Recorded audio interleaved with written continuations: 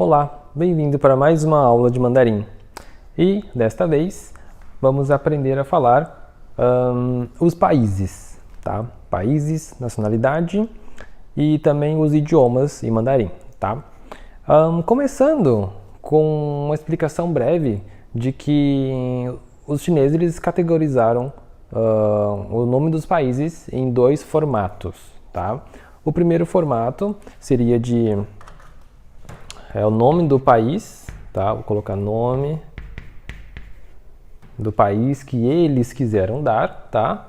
Mais a palavra guo, tá legal? Essa é a primeira forma que eles categorizaram, é a primeira categoria que eles fizeram, tá?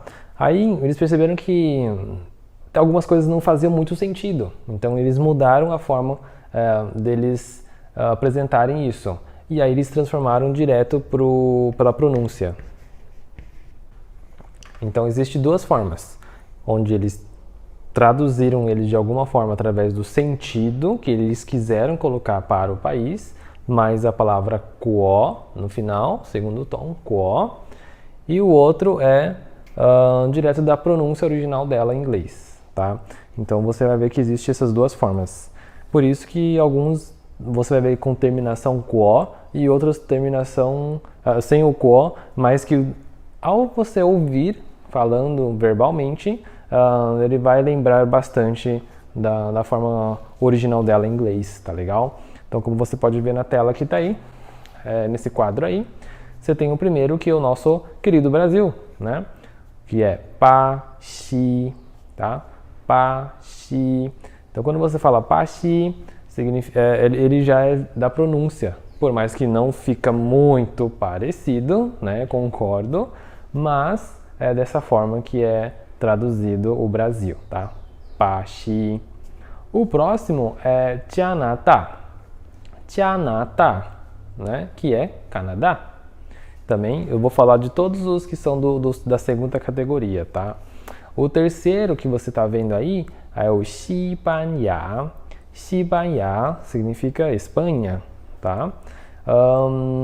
Depois você vai ver o Itali, né? Que esse é, na minha opinião, acho que é um dos mais parecidos mesmo, tá? E o próximo que você está vendo é Putalya. Putalya é Portugal, tá? E por último, Taiwan. Taiwan, esse também é bem parecido, tá? E o próximo é Japan. Japan significa Japão, tá? Não ficou muito parecido esse, mas acho que foi o máximo que eles conseguiram do nome em inglês original dele, tá? Acho que o máximo que eles conseguiram chegar foi nisso daí, tá legal? Agora os próximos que eu vou falar são da primeira categoria, onde eles deram o nome para o país, né? E colocaram a palavra co depois, tá?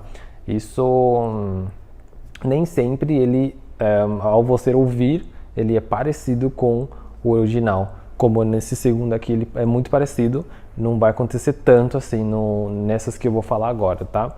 Então, nesse quadro que você está vendo aí, o primeiro é o Zhongguo, tá? Zhongguo. Zhongguo significa China, tá? A palavra Zhong, ele significa centro ou meio, núcleo, tá?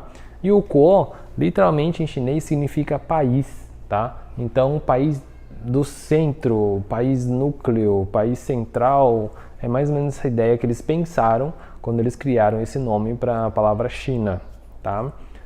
O próximo que você está vendo é Deguo, tá? Deguo. Deguo significa Alemanha, né? Você já percebe que já não tem tanta semelhança na hora de na leitura dela, né? Depois você tem Meiguo. Meiguo. Meiguo significa Estados Unidos. Depois, Faguo. Faguo. Faguo significa França, tá? Depois você tem Inguo. Inguo é Inglaterra, tá? Inguo, Inglaterra. Muito bem. Bom, então, sabendo todos esses países, você consegue agora falar a nacionalidade, que é muito simples, tá? Então basta você pegar os nomes dos países, qualquer um que seja a categoria dele. Então qualquer um, independente de qualquer uma categoria, basta você acrescentar a palavra pessoa no final. E pessoa em chinês significa zhen, tá? Zhen. Então, por exemplo, vamos pegar o primeiro, que é o Brasil, né? Brasileiro fica então pa xi zhen, tá? Pa xi zhen. Então basta você colocar o nome do país e o zhen no final. Pa xi zhen, tá? Depois, Jianada zhen, Jianada zhen, canadense. Xibanya zhen, Xibanya zhen, que é espanhol. Depois você tem aí Italian, que seria italiano, né? Italian. E depois você tem Putaoyazhen, Putaoyazhen, português. Você tem também Taiwanzhen, Taiwanzhen, taiwanês, né? Ou chinês de Taiwan. E Zhibanzhen, Zhibanzhen, que é japonês, tá? Lembrando que tudo isso são nacionalidade, porque em português a gente fala assim, por exemplo, japonês, né? Ele pode ser tanto o japonês, a pessoa que nasceu lá, pessoa de nacionalidade japonesa, quanto o idioma, tá? Nesse caso não, nesse caso a palavra zhen significa literalmente pessoa, logo entenda que esse que a gente está falando é só sobre nacionalidade, não é sobre o idioma que a pessoa fala, tá legal? E vamos pro próximo quadro, que é da primeira categoria, que é com o final ko, tá? Então começando aí com Zhongguozhen, né, que é chinês, Zhongguozhen. Depois você tem Deguozhen, Deguozhen, alemão. E aí você tem Meiguozhen, Meiguozhen é estadunidense, né, ou americano. Até hoje eu não sei a diferença dos dois, mas enfim. Depois você tem Faguozhen, Faguozhen, que é francês, tá? Depois você tem Inguozhen, Inguozhen significa inglês, né? Inglês da Inglaterra no caso, né? Agora que você já sabe falar o nome dos países e a nacionalidade da pessoa, vamos aprender um pouco mais sobre os idiomas agora. Bom, então você tem aí as duas categorias, como eu havia dito para você, né? Então, a primeira categoria, ele dá um pouquinho mais de trabalho, tá? Então, que é a categoria do país mais a palavra ko. Então, com a terminação ko, tá? O que você vai fazer? Você vai excluir a palavra ko e no lugar dele você vai acrescentar a palavra yu ou a palavra wen para você poder falar o idioma dele, tá? Então essa é a formulinha. Você vai excluir, vai tirar a palavra ko, você não vai falar a palavra ko e você vai acrescentar no lugar dele a palavra yu ou a palavra wen, tanto faz, tá? Qualquer um dos dois serve. Então, coloquei aqui um exemplo para você do francês, tá? Então, o francês é fa guo, né? Você vai falar fa yu ou fa wen. Então, você pode falar fa yu, fa wen, significa francês, tá? Percebe-se que você não tem a palavra ko. Você tira o ko, coloca um desses dois. Fica dessa maneira aí, tá bom? O único, tá? Uma observação muito importante aqui, tá? Vou colocar em vermelho. Então, a observação importante que eu quero dar é essa daqui. No caso do chinês, você só pode falar zhongwen. Você não pode falar tipo com esse yu aqui, tá? Não existe zhongyu, tá? Isso não existe. A palavra chinês tem que ser com wen, nesse caso aqui. Então, ou você fala zhongwen, ou você fala hanyu, tá? Hanyu também serve para falar a palavra mandarim em chinês, tá bom? Então você pode escolher entre falar zhongwen ou hanyu, mas nunca você pode falar zhongyu, por exemplo, ou Hanwon, tá? E já na categoria 2, que é a da pronúncia, ele é muito mais simples. Basta você apenas acrescentar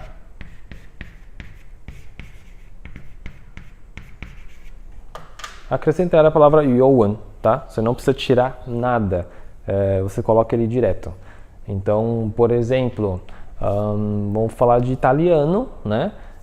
Seria Itali, yu, ou Itali, wen, tá? Espanhol seria 西班牙语 ou 西班牙文, tá? 西班牙语, 西班牙文. Simples assim. Basta você acrescentar yu ou wen, que tá tudo certo.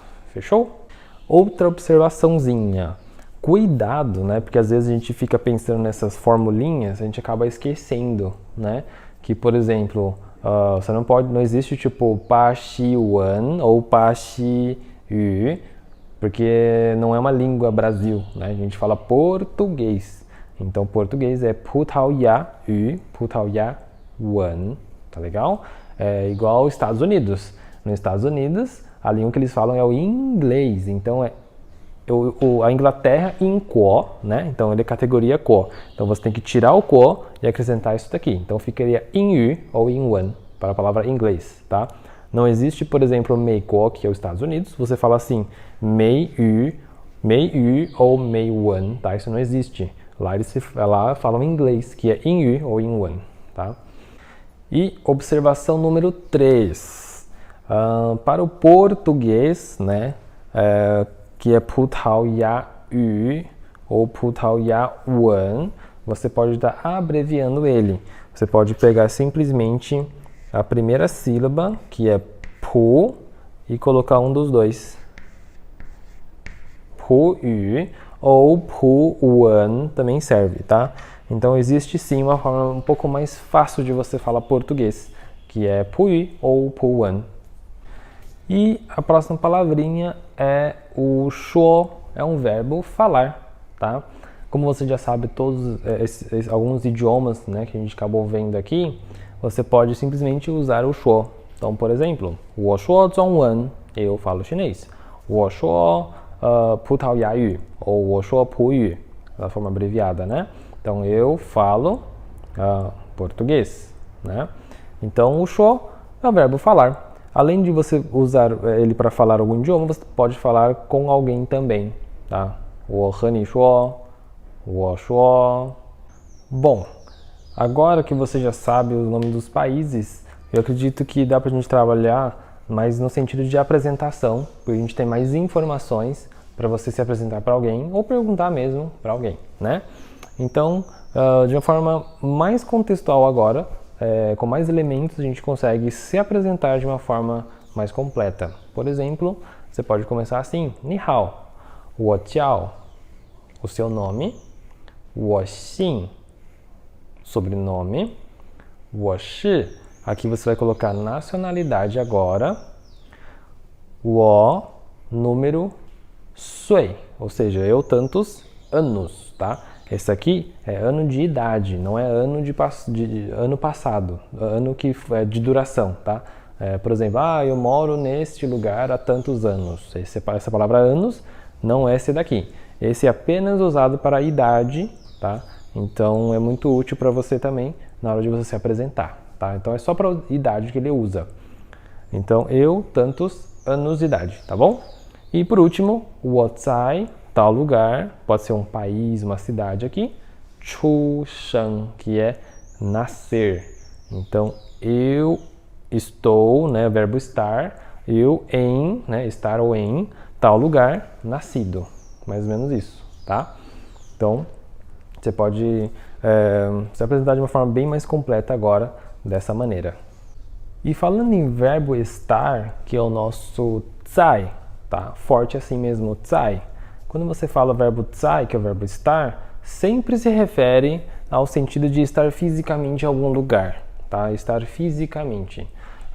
Em português a gente usa muito, né?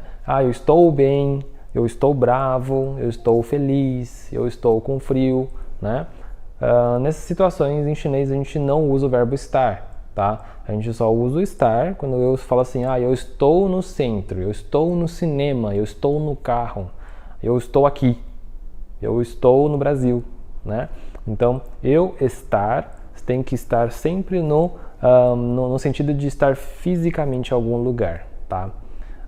Fora isso, você não usa ele. Ele tem que estar sempre usando o verbo estar no sentido de estar em algum lugar. E toda vez que você usa a palavra algum lugar na frase, tem que ter obrigatoriamente alguma palavra relacionada a esse lugar. Ou ir, ou vir, ou o verbo estar, tá? Então, o estar é um deles.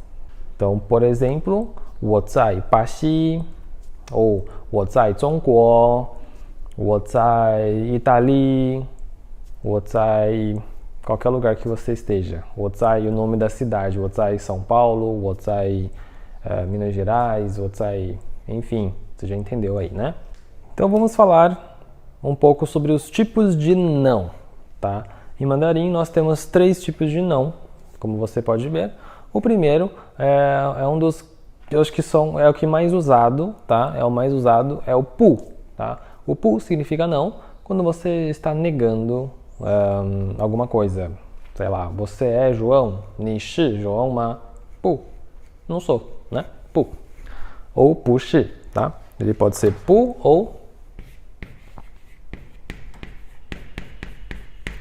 ou pu shi, tá?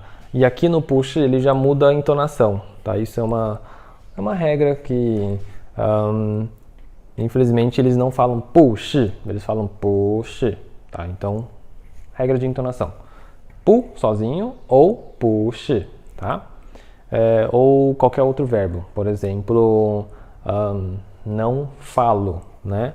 Quando você fala não falo, é pu shuo, né? Seria pu mais o verbo. Mas enfim, não vou ficar esticando em cima desse pu não. O que você precisa entender é que o pu é um dos mais usados, é uma forma de você negar, uma das formas mais usadas em chinês. O segundo é o mei, e ele tem um sentido de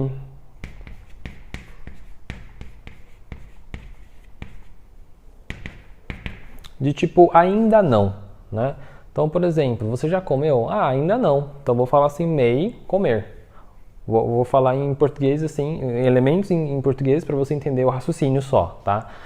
Quero que você entenda apenas o raciocínio, para depois a hora que a gente for para o texto, você vai entender melhor. Então, por exemplo, você fala assim, você já comeu? Eu respondo assim, 我没 comer, tá? Ou seja, eu ainda não comi. Não quer dizer que eu não vou comer. Se eu falo assim, se eu falo assim, eu pu comer, quer dizer assim, eu não comi e nem vou comer. Sei lá, tô passando mal, tô de jejum. Qualquer que seja a justificativa, de alguma forma eu não vou comer, tá? Eu vou pular essa refeição, tá? Então eu uso pu. Quando eu uso mei, é tipo, eu ainda não comi, mas eu vou comer ainda. Entende? E quando eu uso o pie, ele é o não imperativo, tá? Esse aqui você vai encontrar em placas, em regulamentações, ou geralmente placas de proibição, né? Você vê mais esse pie. Então, por exemplo, pie fume aqui, pie pise na grama, pie faça barulho, enfim, tudo que você usa de uma forma imperativa, como um comando, né? Então não faça isso, não faça aquilo, né? É uma linguagem também muito usada nas propagandas, né? Não perca, não perca essa oportunidade, não deixe de última hora, né?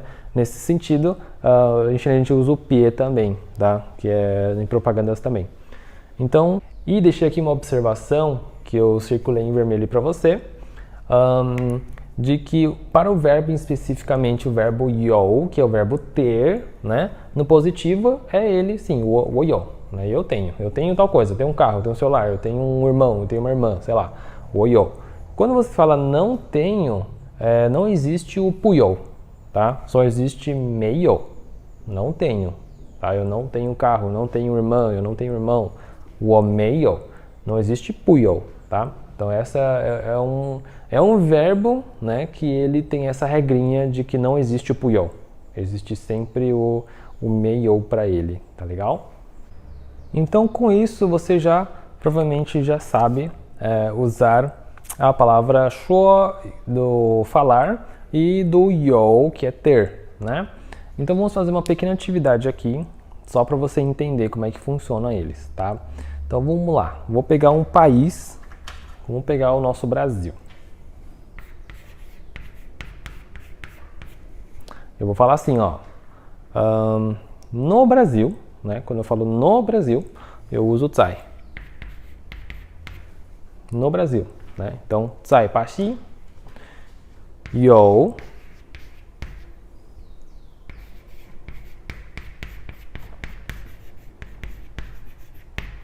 在巴西有巴西人.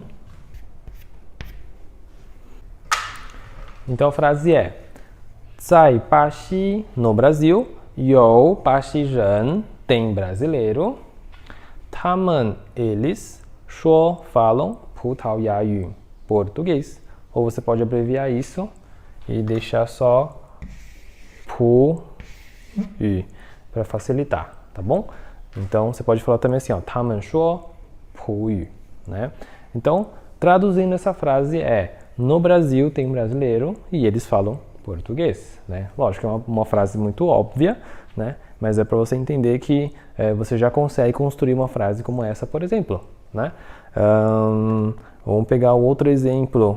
Vamos pegar um com o 国 para você ver como é que fica. Vamos pegar a China. Então, China é 中国, né? Então, um exemplo com a China seria assim: 在中国有中国人，他们说中文. Então, na China tem chineses e eles falam chinês, tá? Percebe-se que é diferente, tá? Sempre a nacionalidade com o idioma. A próxima palavrinha é um PI. E o PI, lembrando que é uma partícula interrogativa, ou seja, uma palavra usada para fazer perguntas. E essa é o 哪里. 哪里 significa onde, tá?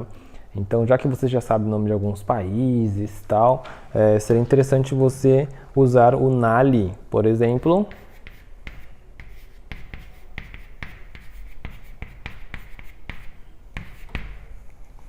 Por exemplo, 你在哪里? Ou seja, onde você está, né? Ao pé da letra, você estar onde? Então, onde você está? 你在哪里? Ah, 我在巴西. Uma resposta, né?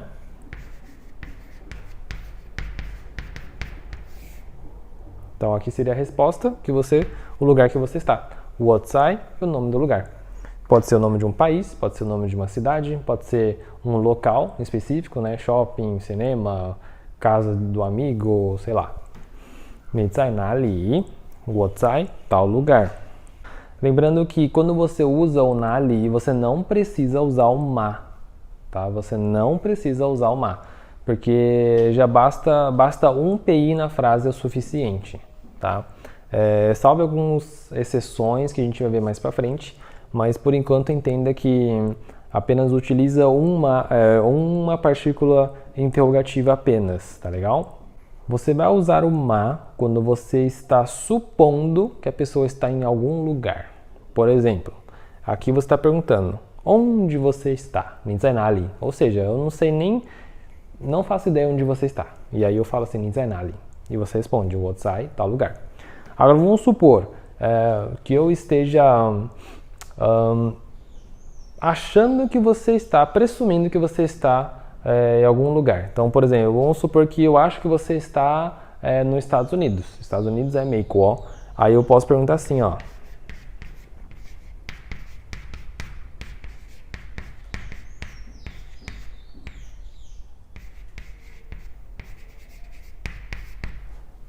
Ni zai Meikuo ma? Você está nos Estados Unidos? Porque eu estou deduzindo, então eu posso usar o ma, né? Lembra aquela regrinha? Se eu tiro o ma, ele continua uma frase afirmativa, então eu usei o ma certo, tá? Ni zai Meikuo ma? Se eu tiro ele, ni zai Meikuo. Eu estou afirmando, você está nos Estados Unidos. E ponto, né? Então nesse caso eu uso ma. Nesse não. Nesse aqui, se eu tirar o 哪里, que frase que eu tenho? 你在, você está. Você está o quê? né? É uma frase meio que incompleta, né? Então, nesse caso, assim, você não usa o ma. Nesse caso, sim. Se eu tampo, se eu tiro o ma, ele ainda é uma frase funcional, uma afirmação normal, tá?